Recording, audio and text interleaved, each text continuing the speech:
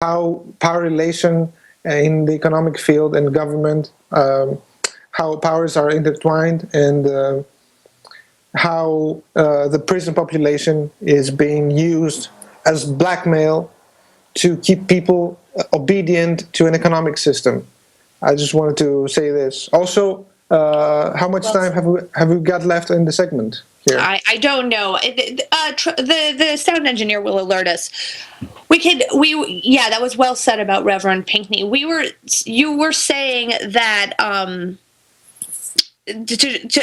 you were saying the listeners of Dr. Tarpley should know that if you want to distribute the pie more fairly, you have to bake the pie. We were talking about production.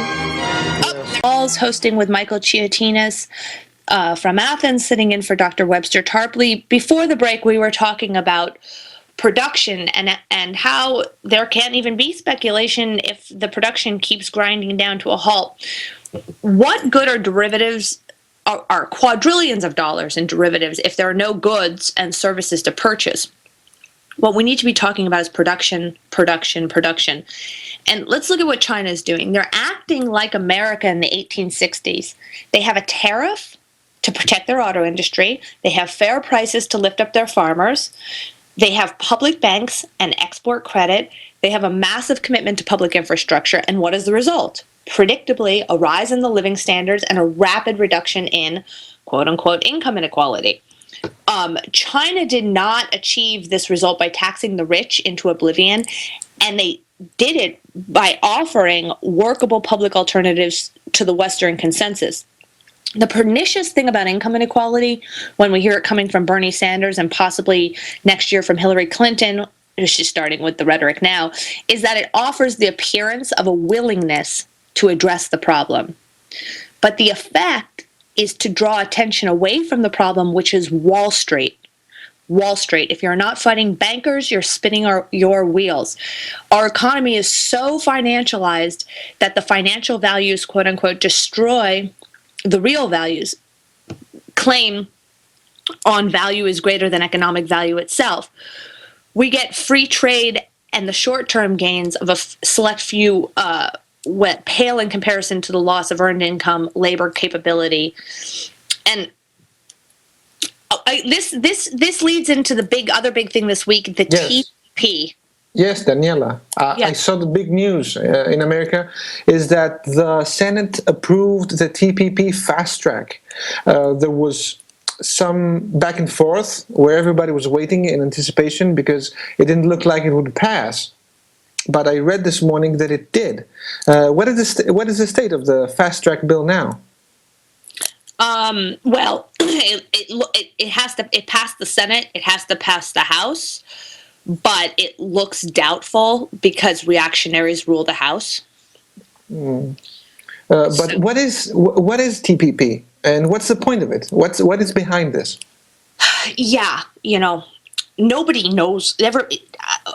I've spent a lot of time analyzing this. I mean, the average person doesn't really understand it. Let's break this down. It's really important. See if we can get through it before the next segment.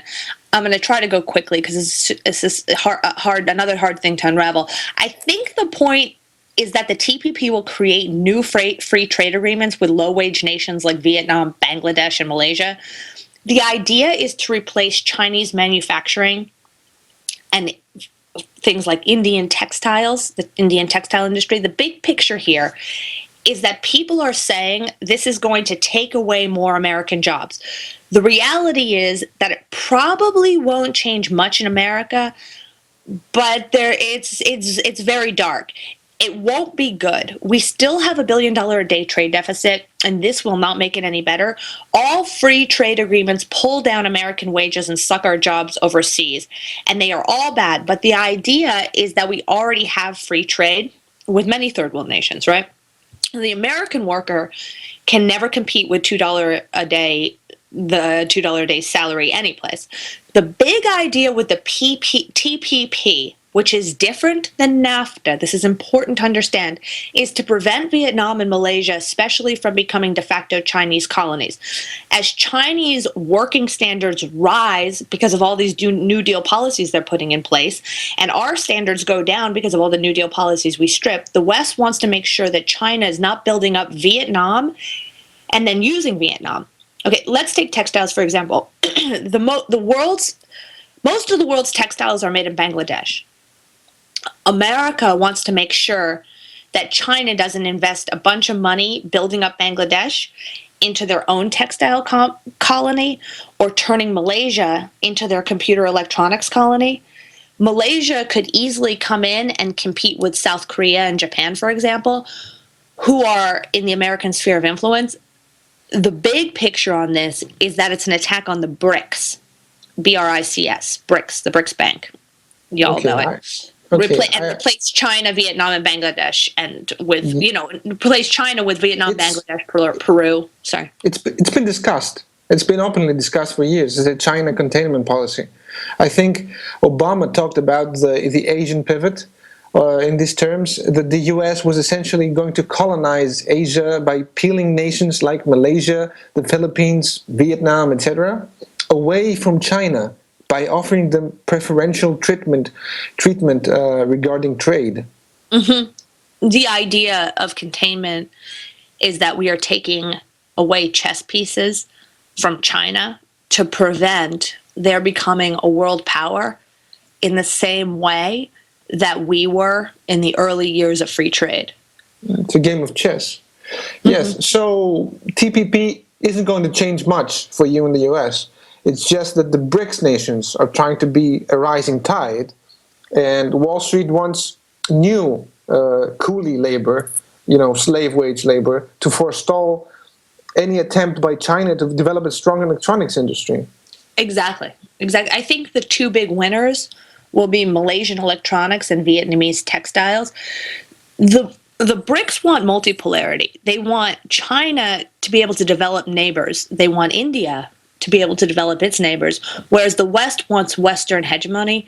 Under the BRICS system or under the Chinese-Russian conception, it would be fine to have both Bangladesh and Vietnam, or to have both Japan and Malaysia, basically to do things in multiple places.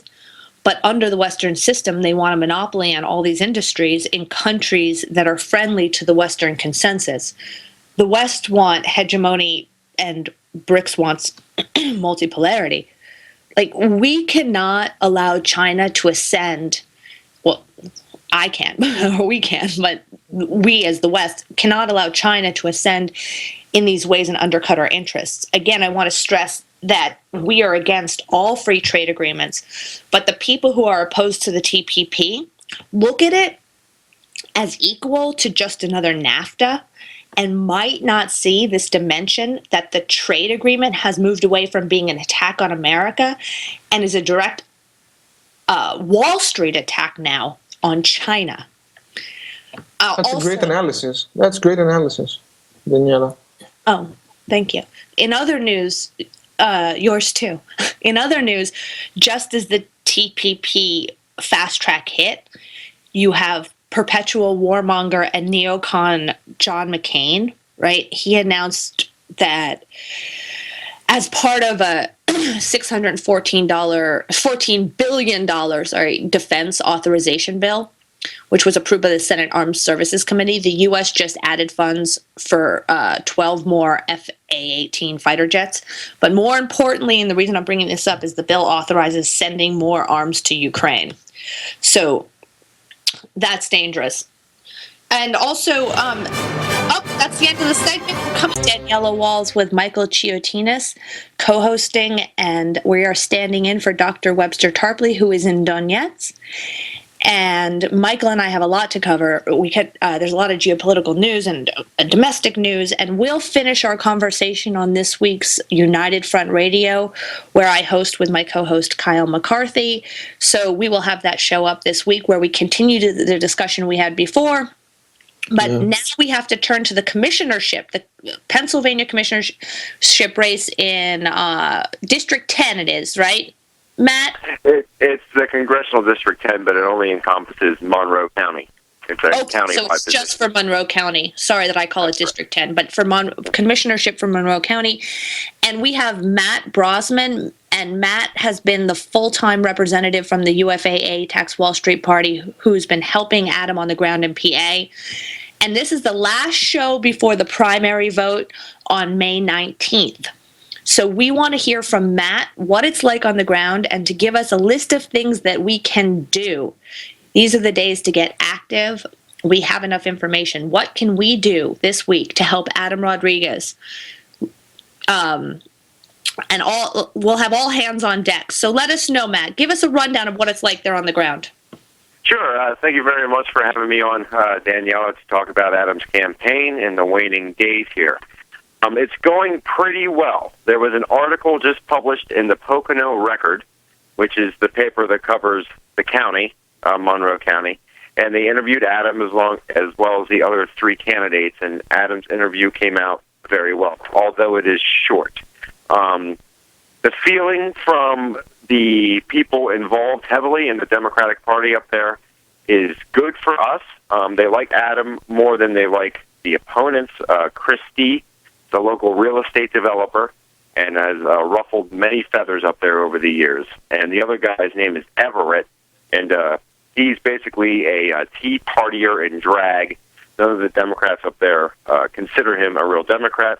And then there's Andre Reams, who is running on the same slate as Adam, and we've been running with him, although they have been doing less things together recently and focusing on their own bases and their own ideas. But so it's going pretty well. Like you mentioned before, the election is May 19th, and I guess this airs on Saturday. So there's only a few days to go. So in terms of what people can do to help, the main thing we are looking for is a last-minute phone banking push. We will be using a list of super voters. I guess I should have stated that Adam is running as Democrat in this primary, and 2 of the 4 can win. So all we need is second place. And to do this, to assure this is going to happen, the best we can do is to finish our phone banking operation, which we have started. So we are looking for volunteers, well-wishers, people of goodwill, to help us make 50 to 100 calls, maybe each. Not all these calls will connect. It doesn't take that much time. The script has been written. In these final days, especially on Monday, the primary is on a Tuesday, and also on tomorrow. Well, I guess it would be today, Saturday. If people want to volunteer for phone banking, should they send that email to the Tax Wall Street Party website or to your website? What email should they contact? Sure. I would prefer if they actually called my direct cell phone number, so we can turn it around really quickly. And I will give that out now. It's and I don't mind if this goes across. That doesn't bother me. It's 717-405-0631. Once again, that's 717-405-0631. They can also, if they can message the Facebook of the UFAA. I check that rather frequently. Or they can find me through the Facebook page of the UFAA. They'll find my Facebook there, and they can contact me like that. When you say the Facebook of the UFAA, do you mean the United Front Against Austerity's Facebook or Adam's campaign Facebook? Either one, but especially the one, the United Front Against Austerity Facebook page. I have that set to alert when anything new pops up there. Excellent. Okay. So, and also, people can say, I want to volunteer to phone bank. Go ahead. No, but I was going to say, people can say, I want to volunteer to phone bank. And if each of us come together and make 50 calls each and then call and recall, calls aren't just like, I made my calls. If you're a political organizer, you know that you call and you recall and you recall until you engage people in a relationship. So that's what an organizer does. So continue, Matt. Sure. And these are super voters you'll be calling. These are people who voted in 7 of the last 8 elections, including primaries. And this primary coming up on Tuesday is going to have a turnout of about 8% to 10%. This is the quality of our democracy in the country right now. So 8 to 10%. So the people you'll be calling have voted in 4 elections with that low of turnout. So these are super voters. They vote no matter what. So it's very targeted. The list is good. I know I wanted to give a shout-out to some of the USAA people who have already helped in this. Thank you very much for that. You guys have been very important in this campaign. What else people can do, if they don't have time for that, there's this